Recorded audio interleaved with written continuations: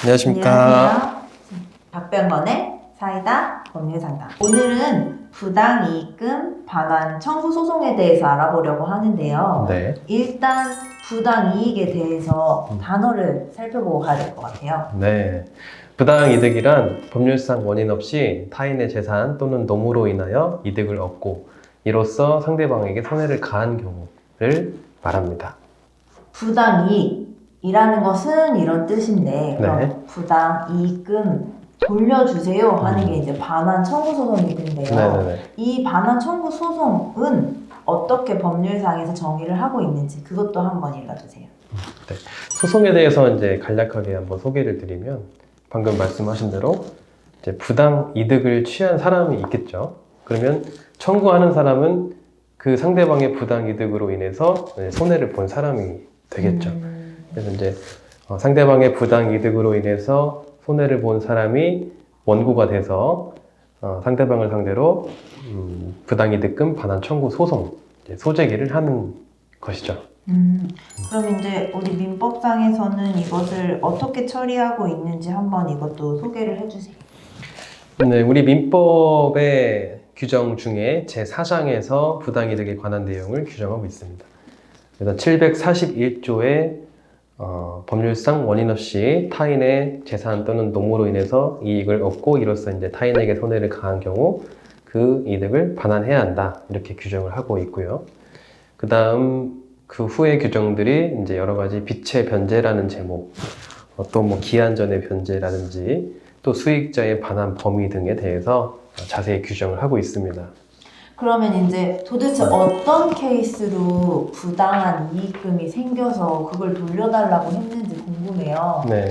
이거를 변호사님이 성공 사례로 한번 소개를 해주세요. 네. 최근 승소 사례를 몇 가지 소개를 해드리겠습니다. 일단 원고 측을 대리했던 소송인데요.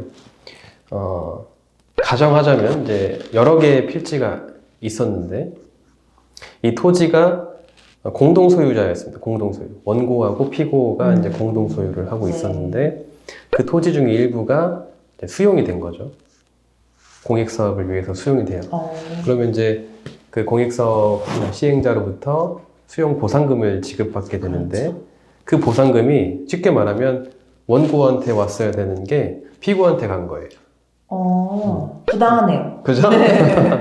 자, 원고한테 귀속돼야 될 그 수익, 그러니까 수용 보상금이 피고에게 귀속이 됨으로써 어떻게 됐습니까? 아까 우리 말한 개념에서 타인의 재화죠? 타인의 재산으로 인해서 지금 피고가 이득을 얻은 거죠. 그렇죠. 그리고 그 이득과 동액 상당은 손해를 원고가 입은 거죠.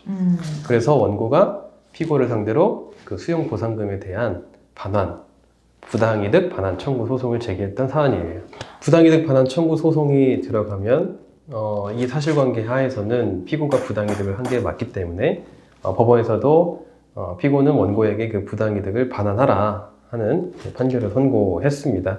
자, 그런데 이제 방금 말씀하신 피고, 그러니까 수익자가 이 이득금을 선의로 수익했는지 악의로 수익했는지에 따라서 반환 범위가 달라집니다. 자, 우리 민법의 748조에 이게 규정이 되어 있습니다. 아까 말씀드린 그 민법 제4장의 한 조문인데요. 이렇게 되어 있습니다. 이제 선의의 수익자는 그 받은 이익이 현존하는 한도에서 반환 책임이 있다. 그리고 악의의 수익자는 그 받은 이익에 이자를 붙여서 반환하고 손해가 있으면 이를 배상하여야 한다. 이렇게 되어 있습니다. 자, 그러니까 아까 이 사례에서 피고가 이 수용 보상금이 나한테 올 게 아니라 원고한테 가야 되는 것임을 알았으면 이제 악의의 수익자죠. 이걸 악의의 수익자라고 하는데 그러면 그 부당 이득을 한 때부터 반환할 때까지 발생한 이자까지 반환을 해야 돼요. 반면에 피고가 나한테 귀속되는 돈인 줄 알았다. 그죠? 이게 원고 돈인 걸 몰랐다. 이러면 이제 선의의 수익자죠. 그러면 이자 없이 그 원물만 반환하면 되는 거예요. 이렇게 이제 차이가 발생하는데 제가 맡았던 사례에서는 이제 악의의 수익자로 인정이 되어서 이제 피고가 취득한 수용 보상금에다가 이자까지 덧붙여서 반환을 명하는 판결이 선고되는 승소 사례가 있었습니다. 아, 이자까지 따박따박해서 네. 법적으로 처리가 되어서. 상당히 클 수 있어요. 이제 이런 경우에 수용보상금 같은 경우, 특히 이제 토지 공유자가 공유하는 토지에 대한 수용이 이루어지는 경우, 일반인들은 그 법에 대해서 잘 모르기 때문에 네. 그냥 세월이 흘러버릴 수 있거든요. 정확히 따져보지 않으면. 그렇기 때문에 이제 이자가 또 상당한 경우가 많이 있습니다. 그럼 이번에도 이자가 상당했나요? 네, 꽤 됐습니다. 그럼 변호사님과 함께 하신 의의가 있으셨군요. 이제 이 원고 소송 당사자, 저를 대리인으로 선임했던 당사자는 아주 만족스러운 결과를 얻을 수 있었고, 네.